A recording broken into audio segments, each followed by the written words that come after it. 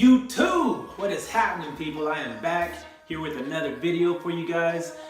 Today I want to do something a little bit different, so I'm not going to just do a lock update. This isn't about my lock today. It's about the locking process in general. So today what I've got for you are the 3 things you need to know to have a successful lock journey. But the first thing that you need to do to have a successful lock journey is research. Yes, that's right, research. Some of the things you're going to want to know is the size of your locks. You're going to want itty bitty micro locks, medium locks, large locks, huge congos. I mean, the list goes on. So know the size of your locks. And that's going to be directly dictated by your part to lock ratio or the size of your parts. So obviously the smaller the part, the smaller the lock. And the larger the part, the larger the lock. So make sure you know this ahead of time before you go into it. Another thing that you're going to want to research are the size, the shape of your parts. That's anything from just square parts throughout to a brick pattern.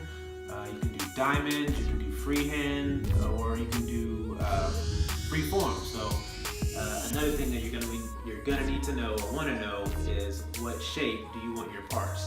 Each one of these shapes has a advantage or disadvantage versus the other one. So do your due diligence in figuring out what might work best for you. Another thing you're going to want to know before you start is what kind of hairstyle you want. That's to say, do you want to start with a full head of dreads like mine? Do you want high top dreads? Do you want a dread mohawk, South of France hairstyle? I mean, the possibilities are limitless. So figure out what you want before you start. To include a taper, that's another thing that you might want to do, or you might not want to. So get online, research other YouTubers, look up pictures, figure out what you like, so you can see if that's the direction you want to go. Another thing that you need to do before you start is, if you want to color your hair, color it before you start. That way your ends could be growing out blonde, purple, blue, whatever you want, it doesn't matter. But once you've started starter locks, you're not going to be able to color it. So if you absolutely have to have that color in there, do it before you start and you'll be good to go. The last thing that you're going to want to research, and it's the most important thing, is the type of starter locks you're going to use, or rather the method to get your starters going. That's anything from cone coils, 2-strand twist, interlocking, crochet method. You can do instant locks, you can do lock extensions. So depending on your situation, where you're at in life right now, will can help determine which method is best for you to start. Me, I chose the cone coils, and they seem to be working great for me.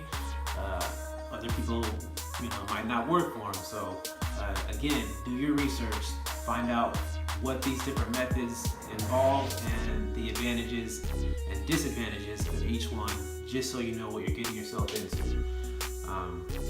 So that's it for the first thing that you need to know before starting your lock journey, or first thing you need to know in order to have a successful lock journey. That brings me to number 2, and this one's kind of overly used, so I'm going to try to break it down a little bit more in depth for you guys. And it is obvious, but it's be patient. You've got to be patient. So like I said, I'm going to break this down a little bit. I'm going to break it into two parts. The first part is be patient with your hair growth. The amount of time it takes from your hair to grow from this long to this long. I'll put it like this. There's certain things you just can't control. Hair growth being a major one of them. That's your genetics. There's nothing you can do about that. That being said, there's things you can do to optimize the rate of growth for your hair based on your genetics. And all that is just having a healthy diet, exercise, drinking lots and lots of water. You've got to drink a lot of water, and using healthy products. But if you're doing all that, if you've got a healthy set of hair, if you're doing everything right on that end, then you're going to be growing your hair as fast as possible for your genetics. So I can still be this person over here that doesn't do anything right, has a terrible diet, doesn't drink any water, drinks nothing but pop, alcohol, beer, whatever. Their hair still might grow faster than this person over here who's doing everything right. So you can't really compare yourself to others just because of genetics. There's nothing you can do about that. but you're gonna give yourself the best chance at having fast hair growth just by maintaining a healthy diet, using healthy products, and drinking lots of water, and even a 1-a-day multivitamin is huge for that. So that's it for hair growth. The second part of being patient, and this is a big one, is the amount of time it takes for your hair to lock. Not necessarily grow longer, but from those coils or strands or twists, whatever, to be locked. You've got to be patient with that. And the things you want to do is don't over manipulate it. Don't keep twisting and pulling and tangling and tying and gluing. You want to use healthy products. You don't want to use anything that's going to gunk it up and block your pores, block your scalp, anything like that. You don't want to use anything that's going to make your hair hard or crunchy. It really surprises me how many people put salt water in their hair just to dry it out. Now I understand that when your hair is dry, it feels like it's locking faster, but I hope I'm not the first one to tell you that dry hair is not healthy hair. Dry hair is brittle hair. Dry hair is prone to breaking. Dry hair is not a good thing. You do not want dry hair. I don't care if it makes you lock faster or not. That's not the way to do it. That's not healthy hair. If the end game is just for you to be locked up as quick as possible, you don't care if your hair snaps off or pops off or whatever like that, go right ahead, do what you want to do. But if you want your hair to last, if you want it to be healthy, if you want it to be moisturized, if you want it to be soft to the touch, then do not do things to dry your hair out. Drying your hair out is a bad deal. Another big one, another huge misconception is that dirty hair locks faster than clean hair. I don't know where this started, I don't know how this started, I don't know why it started, but it's just not true. Clean your hair, clean your scalp.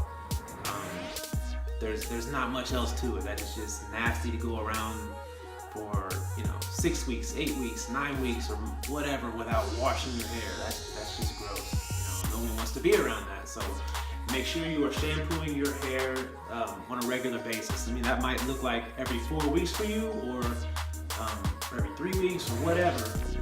Obviously, you don't want to overwash it, especially during the early phases. But yes, you do need to wash your hair. Shampoo your hair. Shampooing removes dead skin cells. It removes old product. It removes build-up sweat, oil buildup, all that stuff. It needs to be taken out of your hair. Otherwise, it's just going to keep caking on and caking on. Because when you're moisturizing and adding oils and things like that, it's just going to add on layer by layer by layer. So it's extremely important that you clean your scalp and your hair and get that stuff out of there on a regular basis. That leads me to the second part of this, which is another huge controversial piece, but I'm gonna go there, and that's conditioning. You need to make sure you condition your hair. Now I know a lot of you out there thinking, man, everyone out there has told me that that's the last thing you want to do for locks, especially starter locks. That's not true, and I'm gonna tell you why those people will tell you not to condition your hair. There's usually 2 reasons. The first one is conditioning your hair will cause buildup. Now, that's an easy one to go against, because if you're using too much conditioner, yes, it will build up. If you're not rinsing it out all the way, yes, it will build up. That being said, don't use too much. And when you use it, make sure that you rinse it all out. Take whatever time it takes to get it all out of your hair. You don't need a huge amount. It's not something that it's gonna lather up in your hair like the shampoo, so you're not gonna see it. You just have to feel it, and you can feel the smoothness in your hair as you're applying it. So just make sure you are you are conditioning, and it does not take a lot. So just a small amount of conditioner to go through all your hair, and make sure you are rinsing it all out. Easy peasy. The other aspect of why people will tell you not to use your shampoo, not to use your conditioners, is because they claim that they will unravel your locks. They take the locks out, like a detangler. And there's a little bit of truth to that, so let me break that one down for you. First of all, detanglers are not the same thing as conditioners. Detanglers work just by smoothing the cuticles, so your hair will be silky smooth and shiny and all that good stuff, but they don't penetrate the hair. Now, a conditioner, on the other hand, does penetrate your hair. So say when you wash it all out, or you shampoo your hair, your cuticles are opened up, your oils are washed all out of your hair, and it's time to reapply that moisture and that hydration and that health. That's what your conditioners do. The conditioners will penetrate your hair, giving it the levels of moisture that you just shampooed out, as well as going in with proteins to build that hair up. All that's going to do is give you a strong foundation.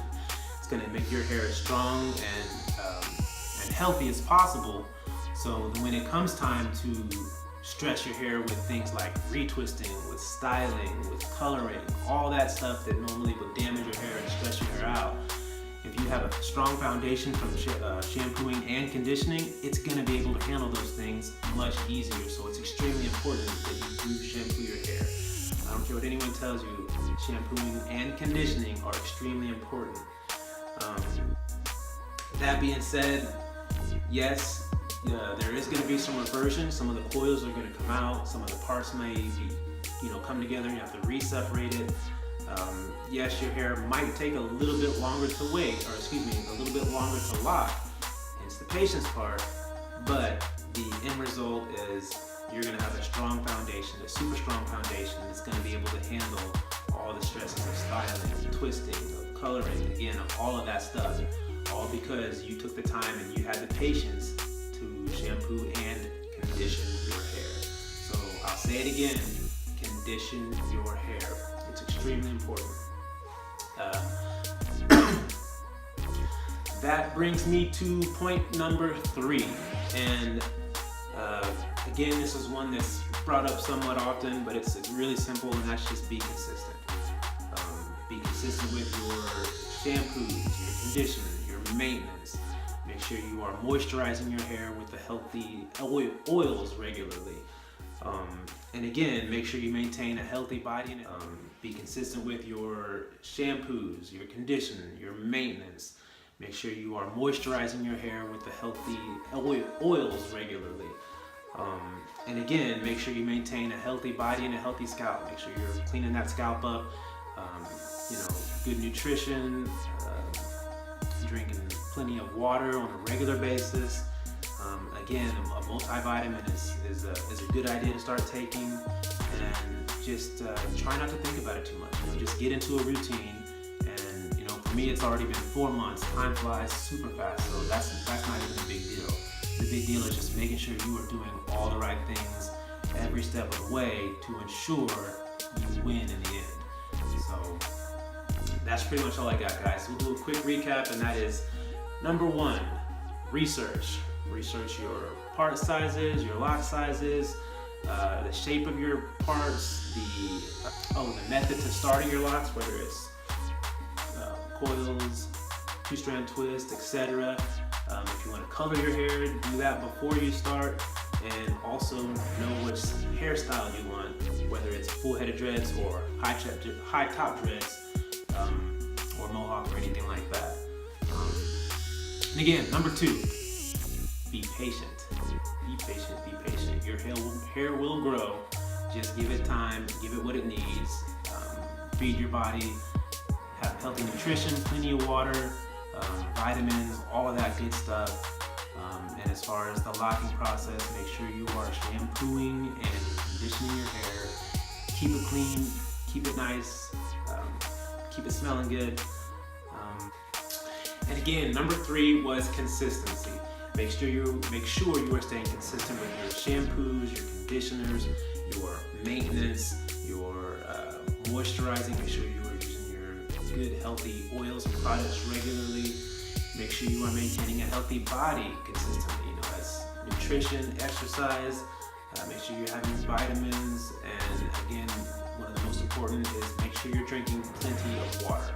So that concludes this video, guys. Again, I apologize for it being a lot longer than normal, but again, I wanted to bring you some more content, give you guys something useful rather than just looking at my hair. So I hope you enjoyed the video. I appreciate you taking the time to watch it. If you'd like to follow my journey or hang around for more gems that I plan on dropping, go ahead and hit that subscribe button, hit the bell for notifications, and That's it. Stay locked, stay nappy. Have a blessed day. Deuces.